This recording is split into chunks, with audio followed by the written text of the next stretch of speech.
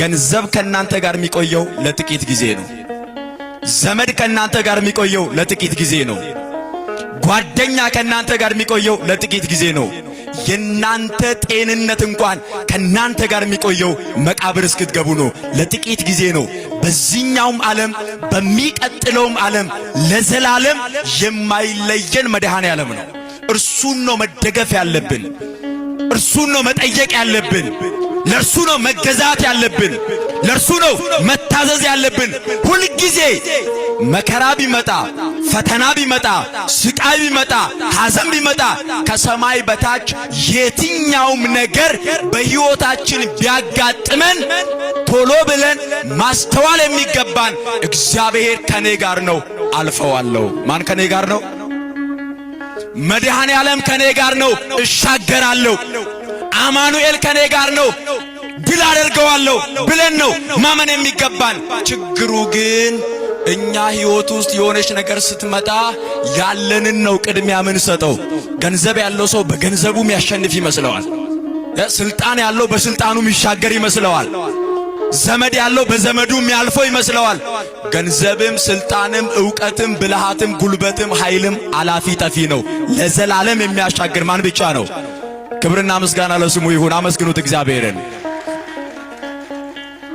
ሕይወት በመካከላቸው ሳለ ስለ ሞት ይጨነቁ ነበር። በጣም ፈሩ፣ ደነገጡ።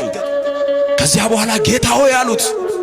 ጌታ ሆይ፣ ያው ቀኑን ሙሉ እየሰበከ ነው የዋለው፣ ቀኑን ሙሉ እያስተማረ ነው የዋለው።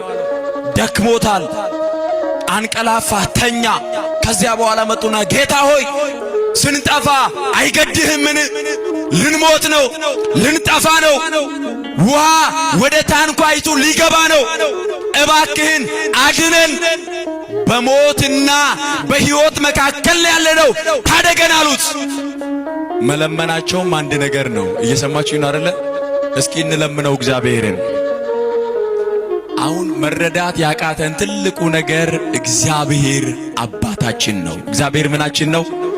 እንደ አባትነቱ ያደርግልናል። እንጠይቅኛ ስለ ጸሎት ባስተማረበት ክፍል የቅዱስ ማቴዎስ ወንጌል ምዕራፍ 7 ላይ ጌታችን ኢየሱስ ክርስቶስ ቀድሞ ካስተማረ በኋላ ለምኑ ይሰጣችሁማል፣ ፈልጉ ታገኙማላችሁ፣ መዝጊያንም አንኳኩ ይከፈትላችሁማል እያለ እያስተማረ ቆየና ከዚያ በምሳሌ ደግሞ ነገራቸው።